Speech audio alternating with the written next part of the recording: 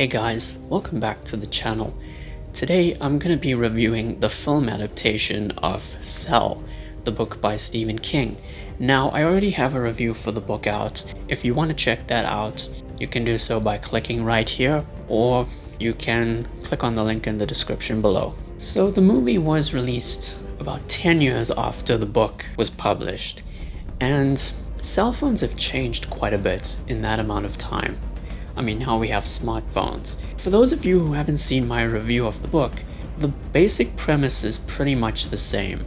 Clay Riddle, this aspiring graphic novel artist, has just struck a major deal, and he wants to sort of reconnect with his estranged wife Sophia and his son Johnny, but then things go horribly wrong when a cell phone tower releases a pulse that turns everyone who is on their cell phones into zombies. So the idea in itself is very unique, and it worked pretty well in the book. I just wish it had translated very well to the movie.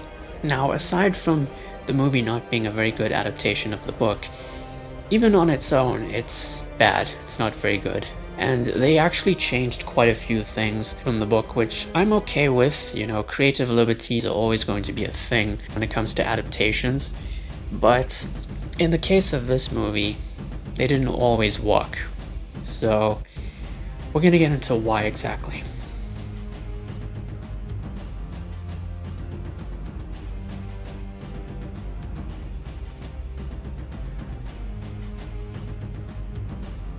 So firstly, they did get some things right about the book, like the character of Clay Riddle and some aspects of Alice and Jordan and even Headmaster Charles Ardai.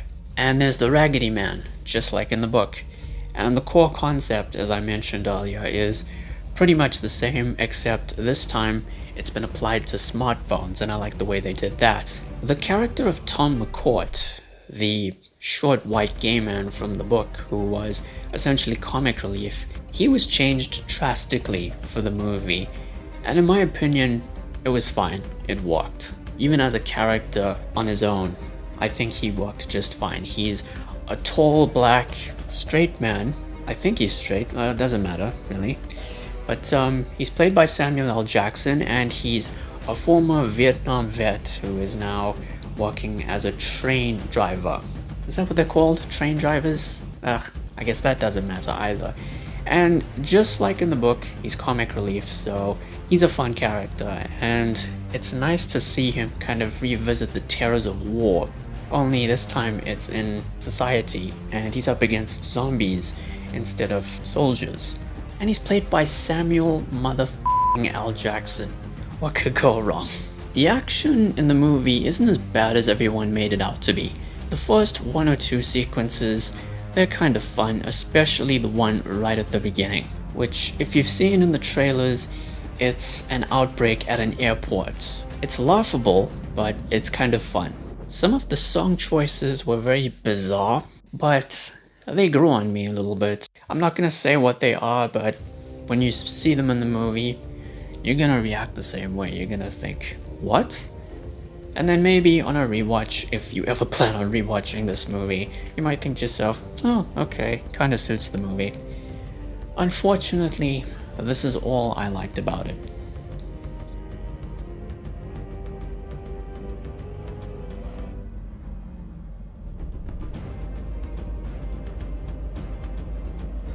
Now, just to get this out the way, the book was dedicated to George Romero, the creator of zombies, and rightfully so. Thankfully, the movie wasn't, because it's just terrible. It's not very good. Firstly, it's because it tried to do too much in just 90 minutes. It's just over 90 minutes, but the story felt rushed. It really did. As a result, there are scenes that just don't get enough time to breathe, if you understand what I'm saying. Some of the characters didn't get the amount of dialogue or screen time or the attention they really deserve when compared to the book. While the song choices were odd, the musical score was very bland and forgettable. Then there's the actual zombies in this movie. The extras playing the zombies, or as they're referred to in this movie, the phoners, whereas in the book they were referred to as phone crazies, which is fine, but the extras playing the phoners in this movie, some of them were just awful. They can do so much better than that. And in fact, it made the movie laughable at times, so this movie does have somewhat of a so bad it's good element to it.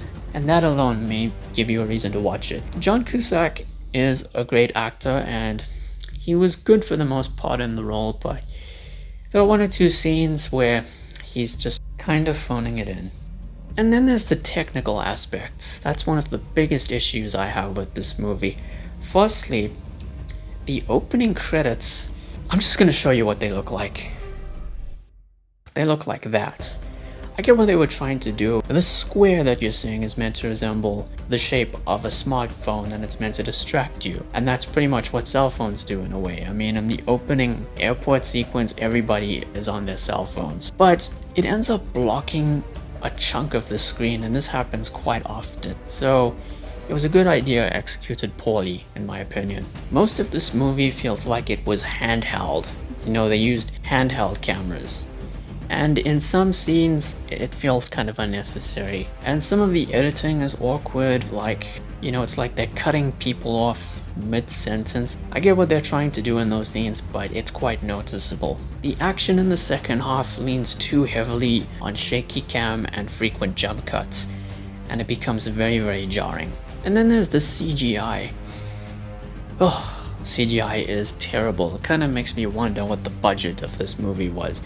It looks like a $5 million movie, and some of the effects were like straight out of an asylum movie. If you don't know what an asylum movie is, it's like all the mockbusters you get every year that ride on the success of big budget blockbusters. There's some really bad CGI planes, bad CGI fire, bad CGI smoke, and there's a horrendous CGI explosion at a certain point in the movie. I'm not gonna mention where it is, but when you see it, well, brace yourselves, it's terrible. But the absolute worst part for me, having read the book, or even if you haven't read the book, you're probably not gonna like this, is the ending. Believe it or not, Stephen King co-wrote the movie, and because a lot of people didn't like the ending that was in the book, he changed it for the movie. But even though it tries to go beyond the book's ending, it ends up being somewhat anticlimactic, in my opinion. And on a technical level, it's kinda amateurish, in a way. It really made me prefer the book's ending. So that's pretty much everything I hated about this movie. It's honestly kinda sad because this movie had a very troubled production. Saban Films is responsible for this movie, and they don't have a good track record when it comes to movies in general. And there's a possibility this was supposed to have a bigger budget and maybe they cut it. Eli Roth was initially supposed to direct the movie, and I kinda wish that he did because he's actually a much better director than Tod Williams. But he stepped down due to creative differences. That, along with some other things like the fact that this movie was supposed to premiere at a festival and then it got cancelled, only to be released in a limited number of theaters and straight to VOD on Amazon for $10. The fact that John Cusack, who was an executive producer on this movie, admitted on his Twitter that he and Stephen King had no involvement in the post-production process. All of this pretty much sums up how troubled this movie was, because it could have been something amazing. Don't blame the actors because they did the best they could with what they had to work with. Blame Saban Films, blame Tod Williams for just not being a very consistent director, and I hate to admit it, but I'm gonna blame Stephen King for the ending. Though I'm glad he tried to change it at least.